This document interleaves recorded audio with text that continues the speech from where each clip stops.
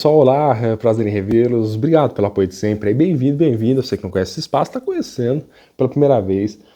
Me pediram para abordar um tema bastante difícil do ponto de vista aí da teoria propriamente, tá? O chamado masoquismo originário. Eu vou tentar ser objetivo em relação a isso, mas já lembrando que a própria expressão masoquismo em psicanálise, e psicanálise de base, né, ela já dá margem para a gente pensar 4 situações. Tá? O masoquismo originário, erógeno ou primário, né, a princípio. Né? O masoquismo enquanto atitude de recusa da realidade, e ali muito próximo do fetichismo, inclusive. Tá? Mas atitude de recusa, né? Essa é uma segunda modalidade em que o termo masoquismo se aplica. Tá? Uma terceira situação que seria o masoquismo feminino, e que não tem nada a ver com a figura da mulher propriamente, né? E o chamado masoquismo moral. São 4 situações. Esse masoquismo moral a gente também o conhece como sentimento inconsciente de culpa, um correlato, né, que em metapsicologia a gente faz. Então, assim, quando se joga o termo masoquismo para o ar, né, em psicanálise, já precisa tomar cuidado. Né? Tá falando do que especificamente? Tá? E atentar para esse detalhe. Né? E em relação ao masoquismo primário, originário, erógeno, né, vamos fazer aqui uma espécie de recapitulação básica aí, de como o masoquismo foi trabalhado já dentro da primeira tópica, né, para a gente poder ver de que maneira desse trabalho surge a expressão, né, já na segunda tópica. Né. Então, enfim, só para não cortar caminho, né, acho importante ter algumas informações antes para depois chegar nele com calma. Né, mas o termo em si ele surge depois de 1919, né, a expressão masoquismo originário. Né, e muito em função daquela mítica super interessante chamada pulsão de morte. Não dá para entender masoquismo primário sem entender pulsão de morte, inclusive. Né?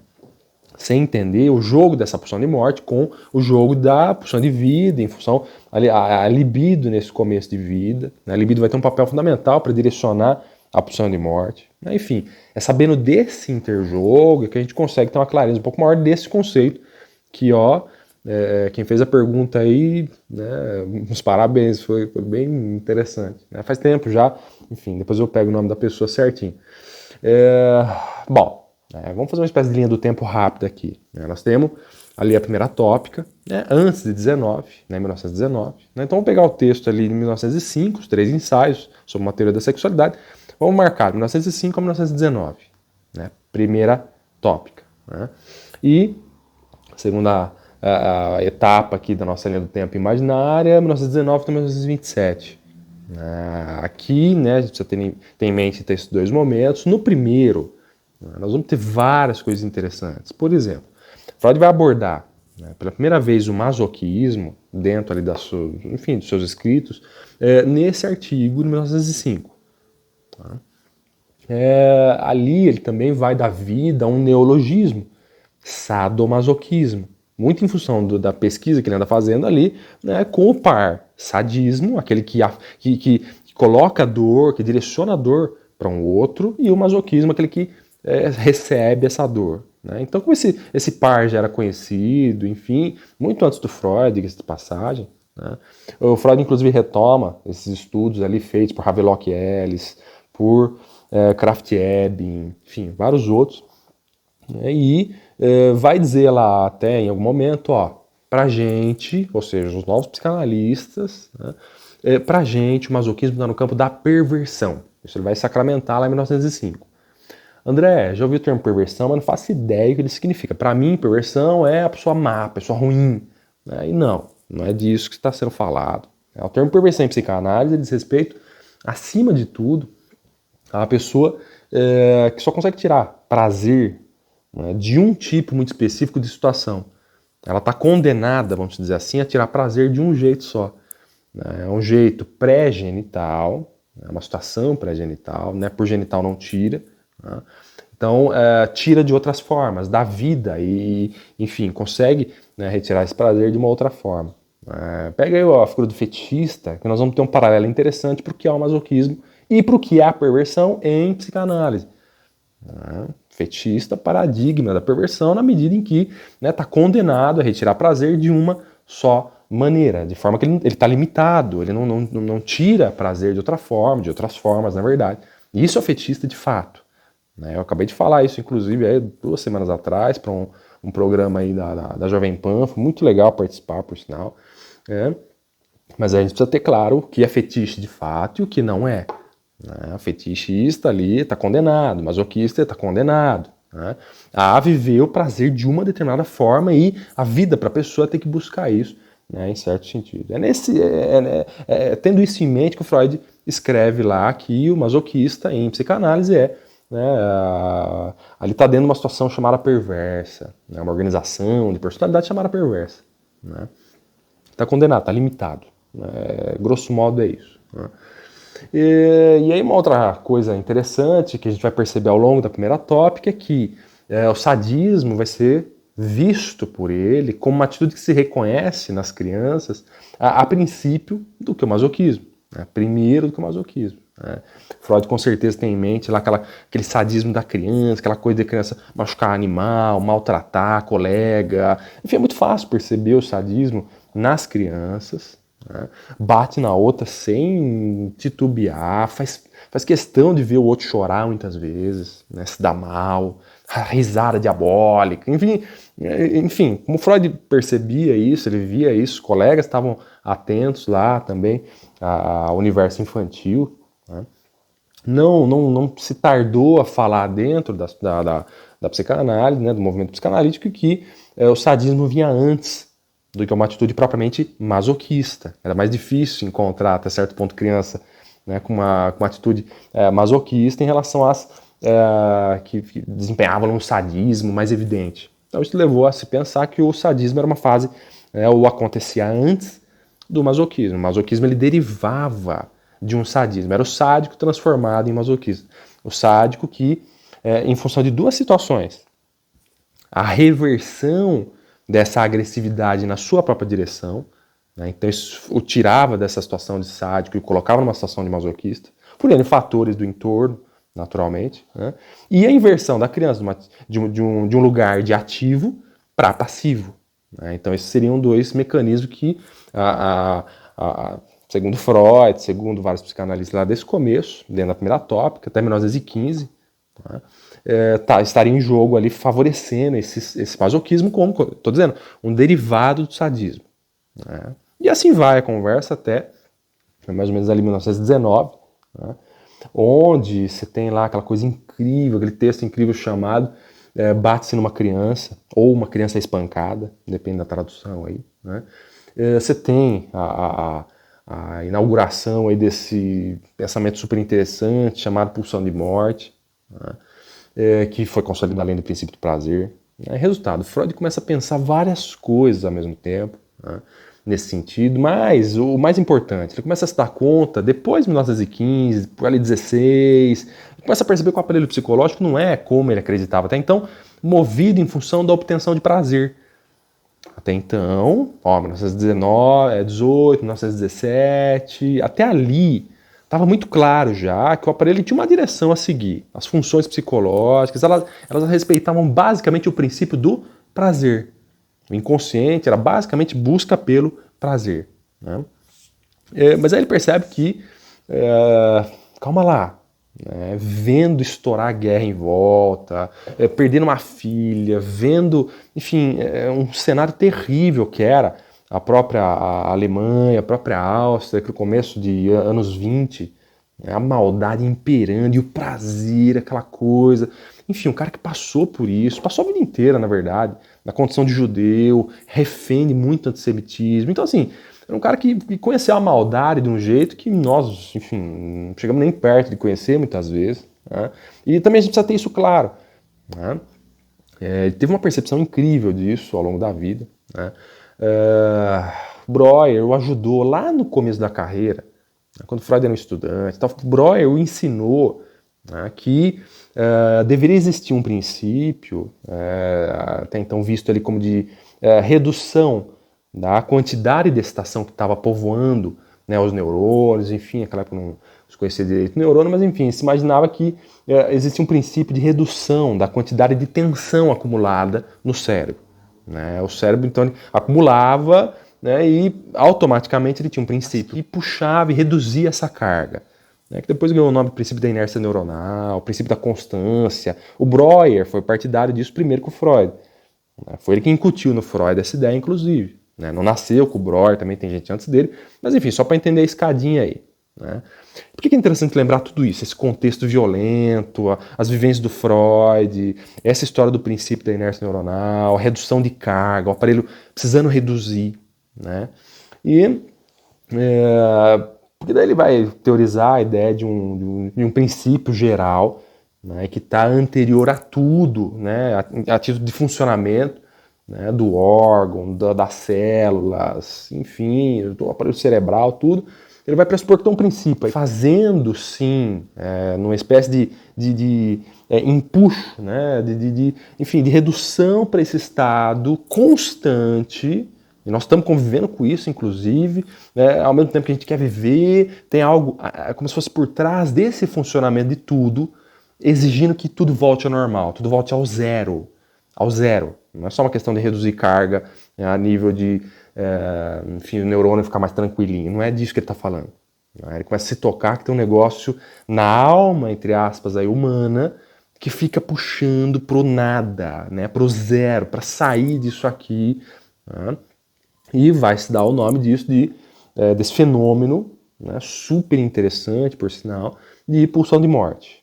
Né? Assim que a gente consegue ter uma ideia um pouco mais genérica. Eu vou fazer um vídeo também específico sobre a pulsão de morte depois, com calma. Né? Mas enfim, sabendo disso, né, desse estado em que, desde o princípio da vida e até o último dia da nossa vida, ele está existindo, né, o Freud vai ter uma situação muito difícil pela frente aqui, que é pensar, ok, como é que fica a libido nesse caso? Isso ele se pergunta ali no começo dos anos 20.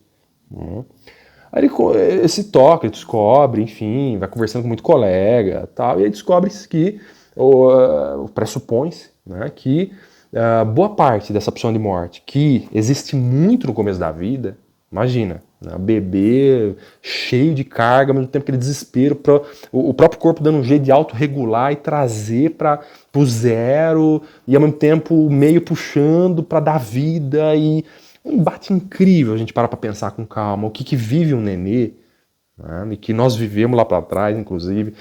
Melanie Klein, não importa se você gosta ou não, enfim, do rumo que ela acabou dando para as ideias do Freud, mas uma coisa de pode negar, é genial a maneira como, né, ela em particular e depois os pós-kleinianos, né, adotaram esse começo caótico da vida do bebê, né, e inclusive ele dando muita chance de se ver a pulsão de morte, né, de maneira muito mais clara, inclusive, do que o Freud colocou. Tal. O Freud deixou meio enigmático até certo ponto, né, mas a Klein escancarou, né, como é que agia a pulsão de morte, né, a sua relação com a pulsão de vida, etc.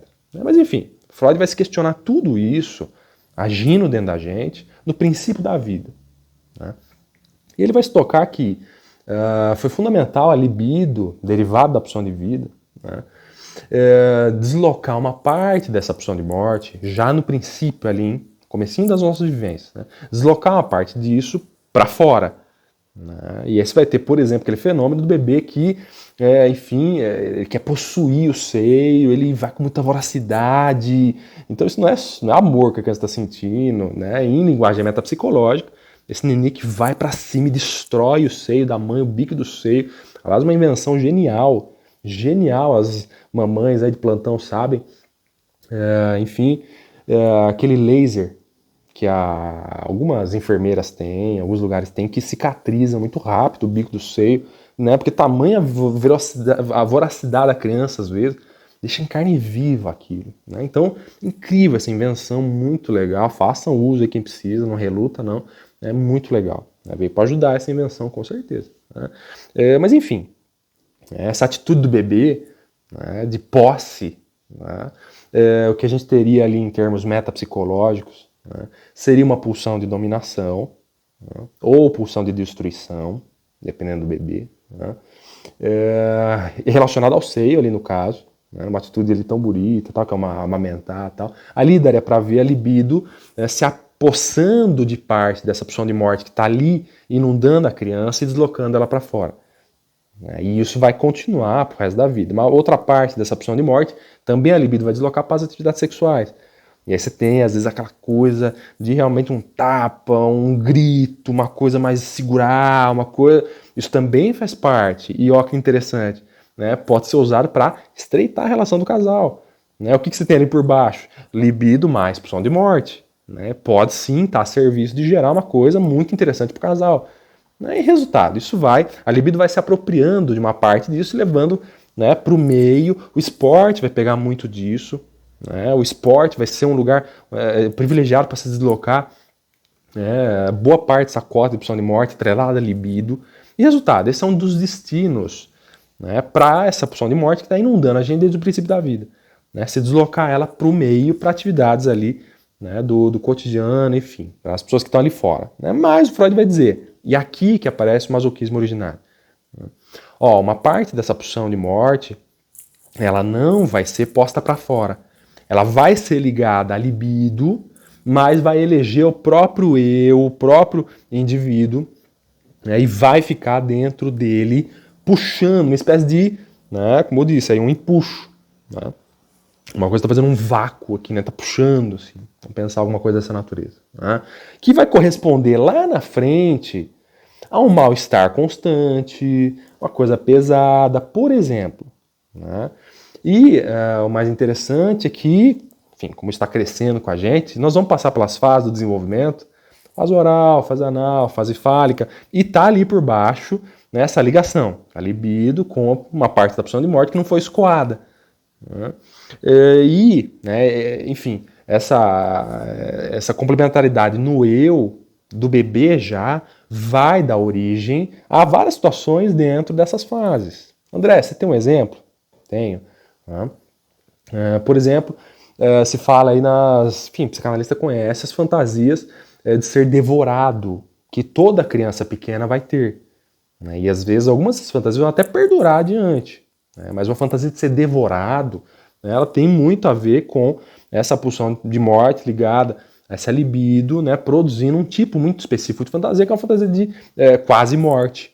Né? Mas isso vai entrar para o campo da fantasia e vai ajudar a ser produzido fantasia desse tipo. Na fase anal ou sádico, na fase sádico-anal, né, nós vamos ter aí a fantasia de ser espancado pelo pai. Né, um desejo de ser espancado, enfim, mas uma coisa muito agressiva, né, que vai ser colada na figura de alguém, né, e uma agressividade que vai vir então na minha direção, esse tipo de coisa. Né, e isso super comum também, isso dentro dessa fase. Quem está por baixo, ele cerceando esse tipo de fantasia, né, essa ligação. Né.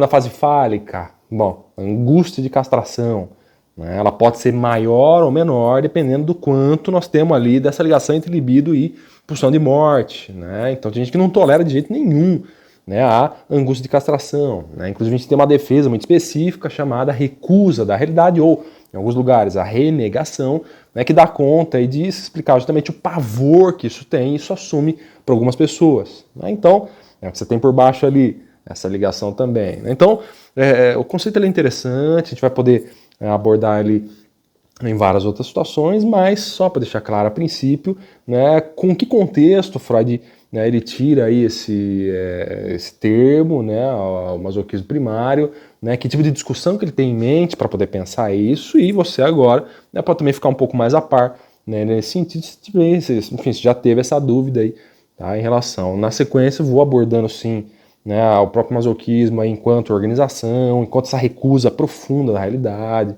né, que pode se consolidar, nós estamos vendo aqui, né, que daí já não é mais o masoquismo primário, né, é uma coisa que se consolida, se sobrepõe em relação a esse masoquismo primário, né, que pode ter sim a ligação com essa angústia de castração, a renegação, essa recusa da realidade aí, estruturar a pessoa nisso, o comportamento ficar fixado nesse sentido, fixar nessa parte da pré-genitalidade. Resultado, né, é interessante pelo menos ter o contexto um pouco maior para a gente poder partir para uma seguinte aí, ver se é melhor, enfim, o contexto pelo menos, tá? Tentei ser um pouco objetivo diante de uma coisa bem complexa aí, mas a ideia é clarear sim, se ficar dúvida deixa aí, se tiver sugestão inclusive, né? Para a gente poder também abrir, abordar isso em algum momento aqui, deixa, tá? Eu juro que eu volto, né? Enfim, quero tentar ajudar a facilitar aí, né? E responder várias questões, tá? O máximo que der aí pra gente, tá bom? Gente, valeu, a gente se fala em breve.